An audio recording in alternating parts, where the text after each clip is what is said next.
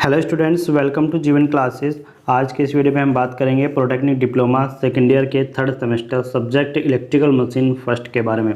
और electrical machine first का यह लेक्चर नंबर 13 होने वाला है। लेक्चर नंबर 1 to 12 हम जो है अपलोड कर चुके हैं, और जो स्टूडेंट्स उन वीडियो को नहीं देख पाए, उन लेक्चर्स को नहीं वॉच कर पाए हैं, वो वीडियो के प्लेलिस्ट में जा कर के देख सकते हैं। डिस्क्रिप्शन में लिंक दिया हुआ है, वहाँ पर क्लिक करिएगा, आप डायरेक्टली प्लेलिस्ट में पहुंच जाएंगे और लेक्चर नंबर 1 से लेकर के लेक्चर एंड तक आप देख सकते हैं। तो यहाँ पर हम लेक्चर नंबर 13 पढ़ेंगे और उसमें हम पढ़ने वाले हैं ओपन सर्किट या फिर ट्रांसफार्मर पर नो लोड टेस्ट। ठीक है, हमने लास्ट लेक्चर में लॉसेस को पढ़ा था, जितने भी लॉसेस होते हैं सभी को कंप्लीट कर लिया था। बहुत ही काफ़ी ज़्यादा इंपॉर्टेंट लेक्चर है। आज का भी ये लेक्चर इंपॉर्टेंट है क्योंकि यहाँ से यूनिवर्सिटी एग्जाम में क्वेश्चन बनता ही बनता है। ओपन सर्किट या फिर ट्रांसफार्मर पर नो लोड टेस्ट क्या होता है, याद रखिए। देखिए, ओपन सर्किट यानी कि ओसी से इसको हम बोलेंगे, आगे जाकर के ये ओसी में आपको मिल जाएगा। ठीक है, और नो लोड टेस्ट भी इसी को कहते हैं। तो ओपन सर्किट बोलो या फिर नो लोड बोलो, आपको एक ही क्वेश्चन को कर देना है। यह होता क्या है, बारे में बात कर लेते हैं। यह टेस्ट ट्रांसफार्मर के जो बराबर सर्किट है उसके शंट या फिर उसके नो लोड होने के ब्रांच को पैरामीटर जो पता लगाता है उसके लिए किया जाता है। ठीक है, मतलब कि नो लोड ब्रांच कौन सी है उसको पता लगाने के लिए ओपन सर्किट या फिर ट्रांसफार्मर पर नो लोड टेस्ट किया जाता है। यह टेस्ट आयरन लॉसेस का पता लगाता है और नो लोड के करंट जो मान है उसका परिणाम हमें दे देता है कि यहाँ पर जो है इतना आयरन लॉसेस है, इतना नो लोड करंट यहाँ पर है, तो उसका हमें पता लग जाता है, जिससे कि हम सरल गणना के साथ नो लोड ब्रांच पैरामीटर का निर्धारण कर सकते हैं। नो लोड ब्रांच पैरामीटर को हम जो है पहचान सकते हैं। ठीक है, जैसा कि नाम से ही संकेत मिलता है कि ट्रांसफार्मर की जो सेकेंडरी साइड है लोड टर्मिनलों को खुला रखा जाता है, यानी कि नो लोड है तो लोड टर्मिनलों को खुला रखा जाता है और इनपुट वोल्टेज दूसरी तरफ लगाया जाता है। दूसरी तरफ को इनपुट वोल्टेज लगा देते हैं। चूँकि हम यह टेस्ट नो लोड पर कर रहे हैं तो इसलिए हम उस पर दूसरी तरफ जो है इनपुट वोल्टेज लगा देते हैं। इसलिए इसको क्या बोल सकते हैं हम, इस टेस्ट को नो लोड टेस्ट भी कहते हैं, क्योंकि सर्किट ओपन है तो लोड कोई नहीं है लगा हुआ है सेकेंडरी वाइंडिंग पर, तो इसलिए इसे हम क्या बोल सकते हैं, नो लोड टेस्ट भी कहते हैं। ठीक है, तो ओपन सर्किट कहो या नो लोड कहो एक ही बात है। ओपन सर्किट टेस्ट जो है वो ट्रांसफार्मर के लो वोल्टेज साइड यानी कि प्राइमरी के रूप में, लो वोल्टेज साइड वाइंडिंग कौन सी होती है, इसमें लो वोल्टेज साइड लिखा हुआ है, यानी कि प्राइमरी के रूप में उसको वैरिक एमीटर तथा वाट मीटर, एमीटर और वाट मीटर दो की बात की गई। ये दोनों उपकरण हैं, इनके माध्यम से एसी सप्लाई से जोड़कर किया जाता है। मतलब कि जो लो वोल्टेज साइड है उसको प्राइमरी के रूप में जोड़ दिया जाता है और तब इस पर टेस्ट किया जाता है। सेकेंडरी साइड या फिर हाई वोल्टेज साइड टर्मिनलों को ओपन छोड़ दिया जाता है।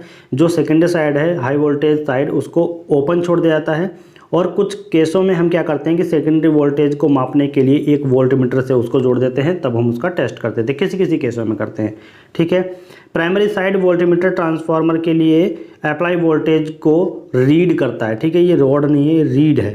क्या करता है, रीड करता है। प्राइमरी साइड वोल्टमीटर ट्रांसफार्मर के लिए क्या करता है, अप्लाई वोल्टेज को रीड कर लेता है। और एमीटर नो लोड करंट को रीड करता है। ठीक है, तो याद रखिएगा, एमीटर तो नो लोड करंट को रीड करता है, प्राइमरी साइड वोल्टमीटर क्या करता है, ट्रांसफार्मर के अप्लाई वोल्टेज को रीड करता है। दोनों केसेस को आप याद रखिएगा। वाट मीटर जो है इनपुट पावर देता है और वेरिएक का उपयोग जो है वो ट्रांसफार्मर पर अप्लाई वोल्टेज को अलग करने के लिए किया जाता है। देखिएगा, तीन चीज़ हैं इस इतनी लाइन में। देखिएगा, एक तो प्राइमरी साइड में जो वोल्टमीटर लगा हुआ था वो ट्रांसफार्मर के क्या चेक करता है, अप्लाई वोल्टेज को रीड कर लेता है। एमीटर क्या करता है, नो लोड करंट को रीड करता है। और वाट मीटर जो है वो इनपुट पावर देता है। और जो ये वेरिएक था, ठीक है, ये जो वेरिएक था, वेरिएक क्या करता है, ट्रांसफार्मर पर अप्लाई वोल्टेज को क्या कर देता है, अलग कर देता है, ताकि रेटेड वोल्टेज रेटेड फ्रिक्वेंसी पर लागू हो सके, इसलिए यह लगाए जाते हैं। ठीक है, यहाँ पर देखिए सिंगल एसी फेज सप्लाई यहाँ से दी जा रही है और यहाँ पर क्या है, ये बैरियक लगा हुआ है। बैरियक क्या काम करता है कि ट्रांसफार्मर पर अप्लाई वोल्टेज को अलग करने का काम करता है। ठीक है, यहाँ पर क्या है, ये वाट मीटर लगा हुआ है। वाट मीटर क्या काम करता है कि इनपुट पावर देता है। और यहाँ पर ये लो वोल्टेज साइड है, ये लो वोल्टेज साइड है। ठीक है, और ये यहाँ पर क्या, ओपन सर्किट। ठीक है, यहाँ पर ये हाई वोल्टेज साइड है, ये लो वोल्टेज और ये हाई वोल्टेज साइड। ठीक है, तो हाई वोल्टेज साइड को क्या करते हैं, ओपन छोड़ दिया जाता है और ओपन छोड़ने पर हम जो है इसका जो है नो लोड टेस्ट कर लेते हैं। ठीक, क्लियर। अब जब ट्रांसफार्मर पर लोड नहीं होता तो कोई लोड करंट या फिर प्राइमरी करंट बहुत छोटा नहीं होता है। ठीक है, बहुत छोटा नहीं होता है। तो आमतौर पर रेटेड करंट का जो मान है वो 3 से 5% होता है बस, और कुछ ज़्यादा नहीं। और इस प्रकार प्राइमरी वाइंडिंग में कॉपर लॉसेस नगण्य माना जाता है। क्या माना जाता है? कॉपर लॉसेस को हटा देते हैं, जितना भी होता है वो नगण्य मान लिया जाता है। तो ओपन सर्किट टेस्ट में ट्रांसफार्मर को रेटेड वोल्टेज पर क्या करता है? ऑपरेट किया जाता है, और इसलिए अधिकतम फ्लक्स कोर में होगा। कहाँ पर होगा? अधिकतम फ्लक्स कोर में हो जाएगा। जब ओपन सर्किट टेस्ट किया जाता है तो रेटेड वोल्टेज पर उसको ऑपरेट करते हैं जो ट्रांसफार्मर होता है। तो इस केस में अधिकतम फ्लक्स कहाँ पर जाएगा? अधिकतम फ्लक्स उसके कोर में जाएगा। और क्यों जाएगा? क्योंकि आयरन या फिर कोर का जो लॉसेस है वो रेटेड वोल्टेज पर ही होता है। ठीक है, अब इसलिए ट्रांसफार्मर द्वारा नो लोड के आयरन लॉसेस की सप्लाई के लिए पावर इनपुट तैयार किया जाता है, और W0 को हम कहते हैं आयरन लॉसेस। और नो लोड शंट पैरामीटर्स की गणना जो है ओपन सर्किट टेस्ट से की जाती है, ये आप ध्यान रखिएगा। नो लोड शंट पैरामीटर्स की गणना हमने बताया था कि ओपन सर्किट टेस्ट में नो लोड या फिर शंट पैरामीटर्स की गणना की जाती है। ठीक है, अब देखिए नो लोड पावर फैक्टर को हम लिखेंगे cos phi नॉट, और cos phi नॉट का फॉर्मूला जो है नो लोड पावर फैक्टर का फॉर्मूला W0 अपॉन V0, यहाँ पर I0, V0 I0, ये फॉर्मूला आप याद रखिएगा। ये नो लोड पावर फैक्टर का फॉर्मूला है, काम आएगा। एक बार पावर फैक्टर प्राप्त करने के बाद हम क्या करते हैं कि नो लोड कंपोनेंट करंटों को निर्धारित किया जाता है। और कैसे कैसे? जैसे नो लोड करंट के magnetizing component IM equal to I0 phi not होगा। ठीक है, I0 sine phi not. No load current के कोर लॉसेस, देखिए तो ये तो था मैग्नेटाइजिंग कंपोनेंट, ये था core losses component. Core losses component यानी कि IM equal to I0 cos not हो जाएगा। फिर हम क्या करेंगे? मैग्नेटाइजिंग ब्रांच रिएक्टेंस, तो हमारे पास आ जाएगा X0, और X0 होता है V0 अपॉन IM। और रेजिस्टेंस कोर लॉसेस यानी कि R0 equal to V0 upon I0, ये हो जाएगा। R इक्वल टू ये V इक्वल टू IR से ओम के नियम से ही निकला हुआ है, बस इसके बाद में क्या है, ये जो लॉसेस है उसमें नोट लगा दिया गया है। ठीक है, नो लोड में है तो नोट लगेगा। अब देखिए, जब ट्रांसफार्मर नो लोड पर कार्य कर रहा होता है तो शंट या फिर समांतर पैरामीटर द्वारा खींचा गया करंट रेटेड करंट के 2 या 5% होता है, यानी कि बहुत उसमें जो है बहुत कम होता है। ठीक है, 2 से 5% तक बहुत कम हो जाता है। तो यहाँ पर देखिए जो ये अप्लाई वोल्टेज V1 है, तो यहाँ से नो लोड करंट I0, ठीक है, और ये जो है 2 उसमें बढ़ जाती है। एक तो बढ़ जाती है ये मैग्नेटाइजिंग में, और एक बढ़ जाती है ये हमने क्या बताया था कि कोर लॉसेस में। ठीक है, ये मैग्नेटाइजिंग कंपोनेंट, ये कोर लॉसेस कंपोनेंट हो गया। और इसी के साथ जो है जुड़ा हुआ क्या है, ये है हमारे पास नो लोड रेजिस्टेंस, और ये जुड़ा हुआ है हमारे पास इंडक्टिव रिएक्टेंस। ये इंडक्टिव रेजिस्टेंस नो लोड पर और ये नो लोड पर इंडक्टिव रिएक्टेंस जुड़ा हुआ है। तो आप इस बात को याद रखिएगा कि जो भी यहाँ पे नो लोड करंट जाएगा वो 2 कंपोनेंट में बट जाएगा। ठीक है, ट्रांसफार्मर पर शॉर्ट सर्किट टेस्ट कैसे किया जाता है? Short circuit test on transformer, तो इसको भी आप जान लीजिएगा। देखिए, यह टेस्ट क्यों किया जाता है, किस लिए किया जाता है? तो यह टेस्ट जो है समतुल्य सर्किट यानी कि Z01, और Z क्या है? Z इम्पिडेंस होता है, याद रखिएगा। Z क्या होता है? इम्पिडेंस। Z01 या फिर Z02 कुल वाइंडिंग रेजिस्टेंस R01 और R02, और कुल लीकेज रिएक्टेंस पर X01 और X02 जैसे समतुल्य सर्किट की सीरीज ब्रांच पैरामीटरों को खोजने के लिए किया जाता है। यानी कि ट्रांसफार्मर पर शॉर्ट सर्किट टेस्ट क्यों करते हैं? क्योंकि जो इम्पिडेंस का समतुल्य सर्किट है और वाइंडिंग रेजिस्टेंस का जो समतुल्य सर्किट है और कुल लीकेज रिएक्टेंस का जो समतुल्य सर्किट है, तो इनके समतुल्य सर्किट के सीरीज ब्रांच कहाँ पर है उनको खोजने के लिए जो है ट्रांसफार्मर पर शॉर्ट सर्किट किया जाता है। ठीक है, इसके अलावा किसी भी वादित तोड़ पर जो मतलब मोड़ है वादित है ये, ठीक है, किसी भी वादित मोड़ पर कॉपर लॉसेस का जो निर्माण करना संभव है, और प्राइमरी या फिर सेकेंडरी संदर्भित यानी कि रेफर्ड, जो भी प्राइमरी और सेकेंडरी से रेफर्ड है वो ट्रांसफार्मर के कुल वोल्टेज ड्रॉप। इस टेस्ट में आमतौर पर क्या होता है? लो वोल्टेज वाइंडिंग कौन सी होती है? फर्स्ट वाली को कह रहे हैं, तो उसके मोटे वायर से शॉर्ट किया जाता है। और दूसरी ओर हाई वोल्टेज साइड पर टेस्ट को कंडक्टेड किया जाता है, यानी कि कंडक्ट का मतलब क्या है उसको पढ़ लिया जाता है। ठीक है, इस टेस्ट में प्राइमरी या फिर high voltage winding AC supply source से वोल्टमीटर, एमीटर, वाटमीटर और एक वैरिएक के माध्यम से जोड़ा जाता है। यानी कि वोल्टमीटर लगा हुआ था, एमीटर लगा हुआ था और वैरिएक लगा होता है। ठीक है, और इस टेस्ट में यानी कि इस टेस्ट को हम क्या करते हैं? लो वोल्टेज टेस्ट भी कहते हैं। अब जब लो वोल्टेज की तरफ लगा हुआ है तो लो वोल्टेज टेस्ट बोला जाएगा। और इसका कारण यह है कि चूंकि सेकेंडरी वाइंडिंग कम सर्कुलेटेड की जाती है, तो इसलिए इसको जो है लो वोल्टेज की तरफ देखते हैं और लो वोल्टेज टेस्ट को बोला गया है। रेटेड वोल्टेज में ट्रांसफार्मर अपने बहुत छोटे वाइंडिंग रेजिस्टेंस के कारण बहुत बड़ी करंट खींच लेता है। ये ध्यान रखिएगा कि रेटेड वोल्टेज में क्या करता है, रेटेड वोल्टेज पर ट्रांसफार्मर ऑपरेट होता है तो अपने बहुत छोटे वाइंडिंग रेजिस्टेंस के कारण ही वो क्या कर लेता है, बहुत बड़ी करंट को खींचता है। ठीक है, और इस तरह के उच्च फ्लक्स के कारण जो है ओवर हीटिंग या फिर ट्रांसफार्मर का जलना भी हो सकता है, ट्रांसफार्मर ब्लास्ट भी हो सकता है। इस प्रकार उच्च करंट को सीमित करने के लिए हम क्या करते हैं, प्राइमरी वाइंडिंग को कम वोल्टेज से सक्रिय किया जाता है, यानी कम वोल्टेज से उसको ऑपरेट करते हैं, जो कि ट्रांसफार्मर प्राइमरी में रेटेड करंट को उत्पन्न करने के लिए पर्याप्त होता है, काफ़ी होता है। अब देखिए यहाँ पर है शॉर्ट सर्किट, एससी को बोला गया शॉर्ट सर्किट। तो शॉर्ट सर्किट टेस्ट में दो मुख्य कारणों से हाई वोल्टेज साइड की जो कंडक्ट किया जाता है, हाई वोल्टेज साइड पर कंडक्ट करते हैं, प्राइमरी वोल्टेज यानी कि लो वोल्टेज साइड को हम क्या करते हैं, टेस्ट करते हैं और वहाँ पर उसको कंडक्ट कर देते हैं। अब जब हमने लो वोल्टेज साइड को सप्लाई से जोड़ दिया और वहाँ पर हाई वोल्टेज साइड पर हम कंडक्ट कर रहे हैं शॉर्ट सर्किट को, तो पहले क्या करता है कि रेटेड करंट और फिर high voltage side rated current को लागू करने के द्वारा कंडक्टर जो शॉर्ट सर्किट टेस्ट जो LV है यानी कि लो वोल्टेज साइड है उसकी तुलना में क्या हो जाता है, बहुत ही कम होता है।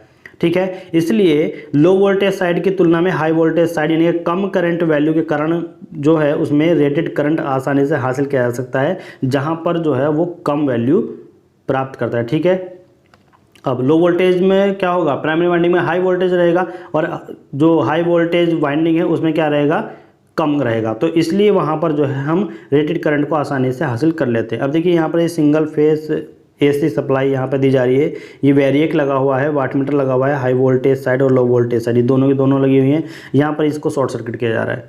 ठीक है, तो इस तरीके से आप जो है डायग्राम को बना लीजिएगा।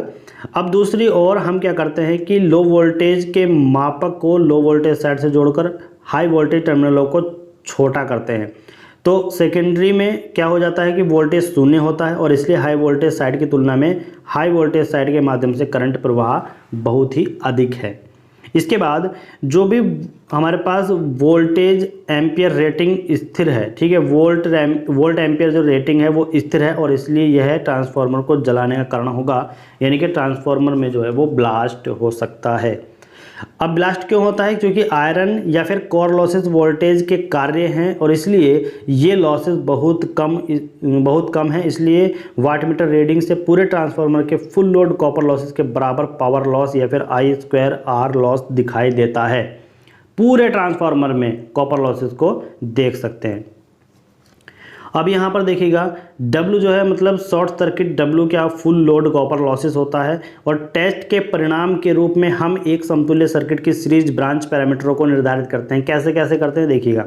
हाई वोल्टेज साइड के समतुल्य रेजिस्टेंस क्या होगा, R01 equal to WSC upon I2SC होगा, यानी कि W short circuit upon I2 short circuit. ठीक है, यहाँ पर शॉर्ट सर्किट करंट और ये फुल लोड जो कॉपर लॉसेस WSC ये होगा, इन दोनों का रेशो हाई वोल्टेज साइड से समतुल्य रेजिस्टेंस कहलाता है। अब हाई वोल्टेज साइड को समतुल्य इम्पीडेंस के रूप में देखें तो जो समतुल्य इम्पीडेंस है वो V आ जाता है। ठीक है, यहाँ पर W था, फुल लोड था, यहाँ पर वोल्टेज है यानी कि V है।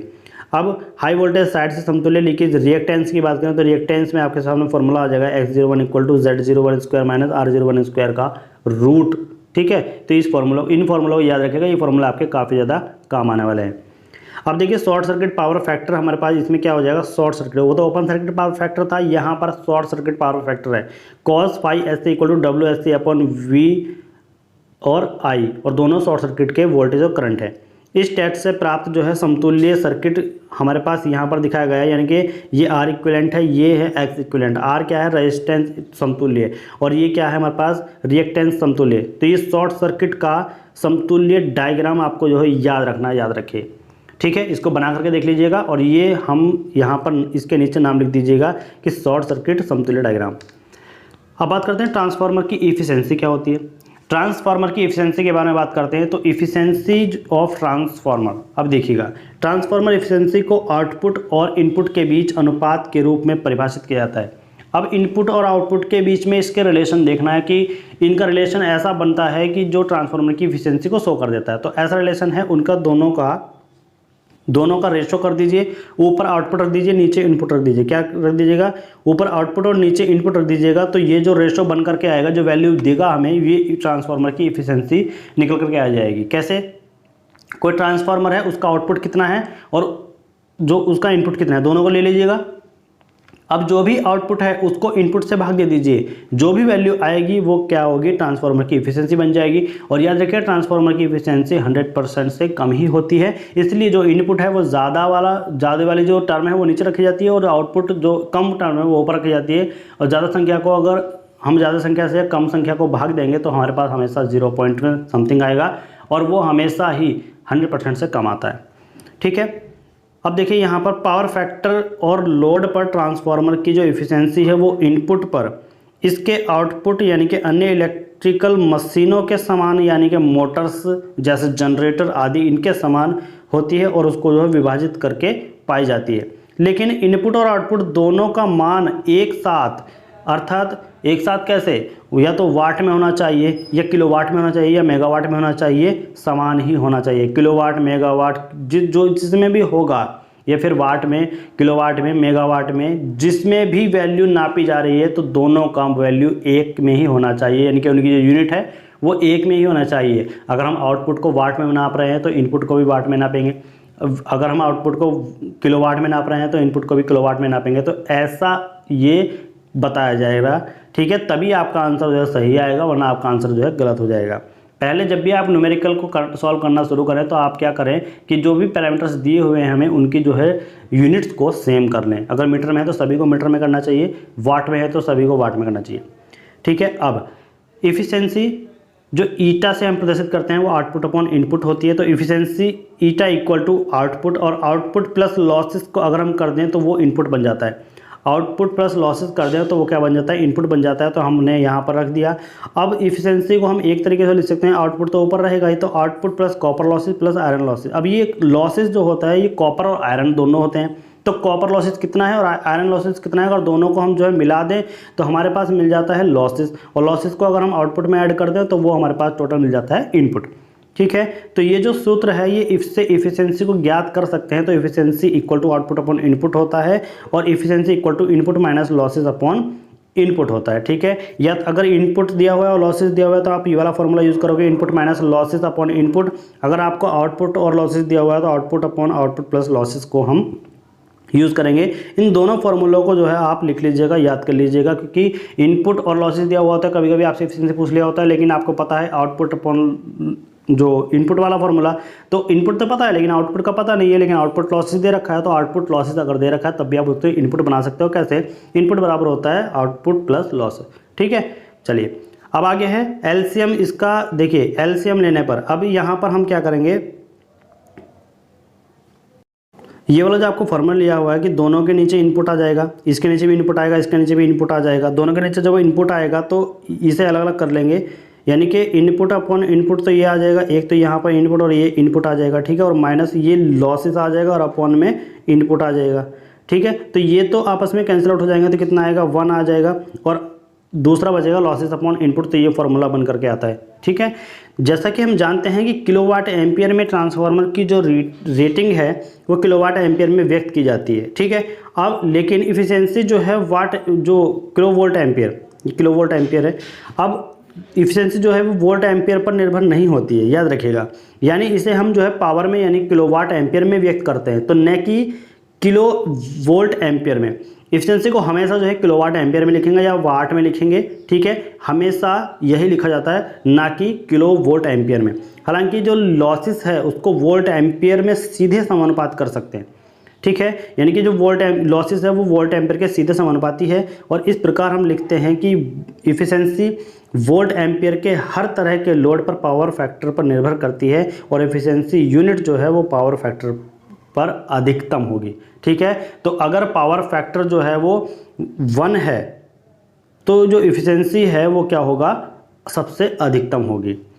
अब कॉपर लॉसेस की बात करें तो WC इक्वल टू I12, ठीक है, और R1 या फिर I22 R2। ये हो जाएगा।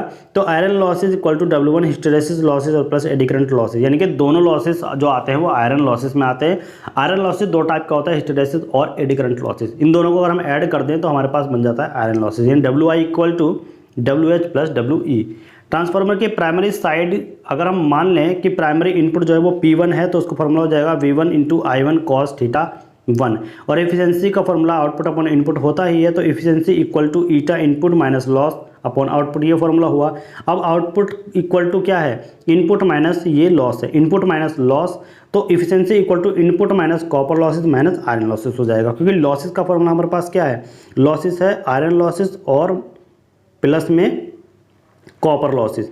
आयरन और कॉपर लॉसेस दोनों हो जाएगा, तो जब ये माइनस है तो ये माइनस है तो प्लस वाला किस में बदल जाएगा, ये तुरंत हमारे पास किस में, यहाँ पे माइनस है तो ये माइनस हो जाएगा, यहाँ पे पहले प्लस था, दोनों को ऐड करके ही तो कर रहे हैं। यहाँ पे अगर ब्रैकेट लगा दें तो यहाँ पे प्लस आएगा, लेकिन ब्रैकेट ओपन करने के बाद ब्रैकेट को जैसे ही हमने ओपन किया तो यहाँ पर क्या बन गया, ये माइनस बन गया, ध्यान रखिएगा। ठीक है, तो इस तरीके से हम इस कैलकुलेशन को करते हैं और आगे जाकर के एफिशिएंसी जो मिलती है हमें एफिशिएंसी क्या मिल जाती है, P1 यानी कि जो भी हमारे पास है इनपुट पावर, और WC यानी कॉपर लॉसेस, और WI ये हो गया हमारे पास आयरन लॉसेस, और अपॉन में क्या है, फिर से इनपुट है।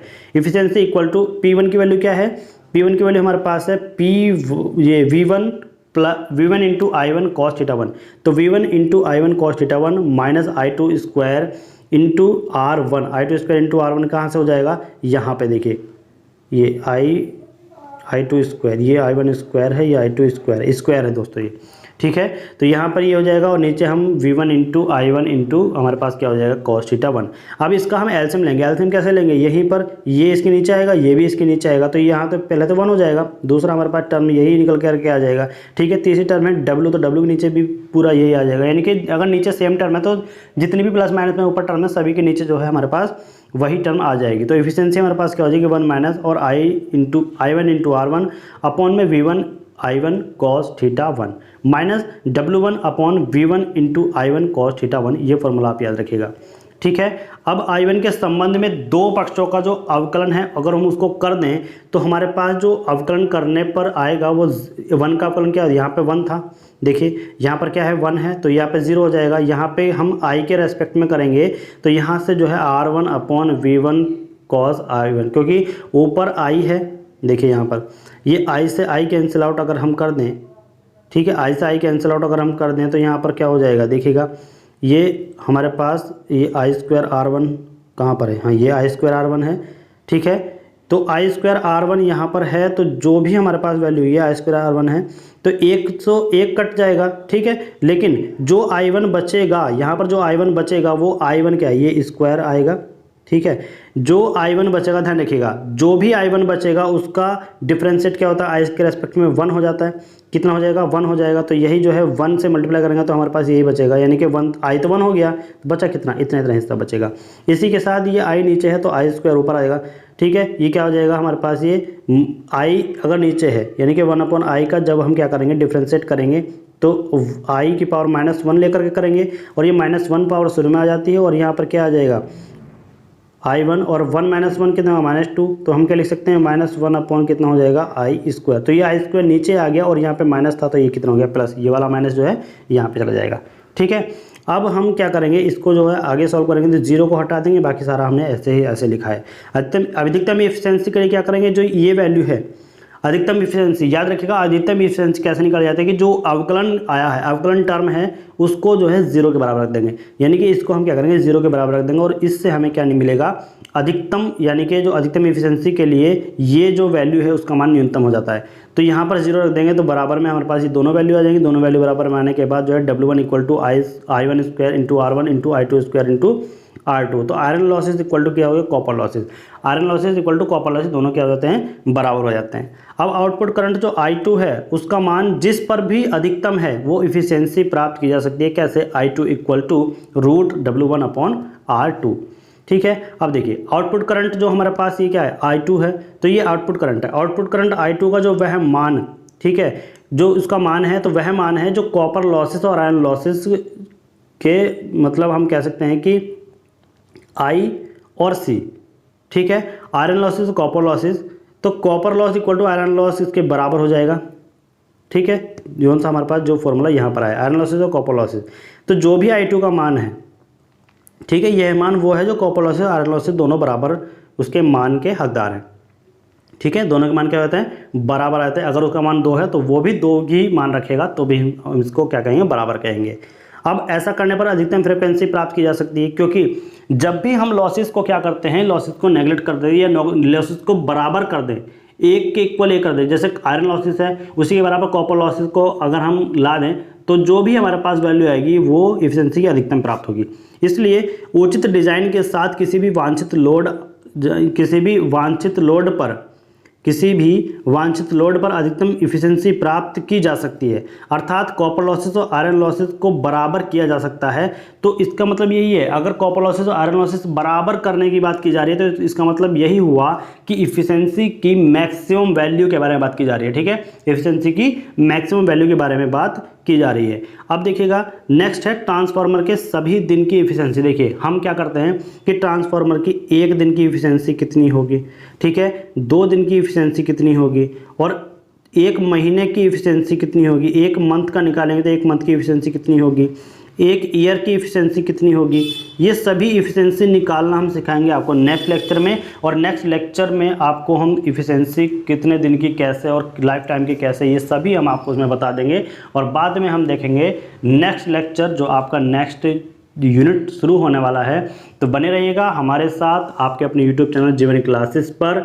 जो स्टूडेंट्स हमारे चैनल पर नए हैं प्लीज़ प्लीज़ प्लीज़ चैनल को सब्सक्राइब कर लीजिए, बेल आइकन को प्रेस कर लीजिए और वीडियो को एक बार दोस्तों शेयर ज़रूर कर दीजिएगा, क्योंकि व्यूज़ बहुत कम है, इसलिए हम आपको बार बार कह रहे हैं कि वीडियो को शेयर ज़रूर कर दीजिएगा, जिससे कि हम आपको और भी अच्छे से अच्छा कंटेंट प्रोवाइड करा सके। Thank you, thanks for watching. मिलते हैं नेक्स्ट वीडियो में जल्द ही।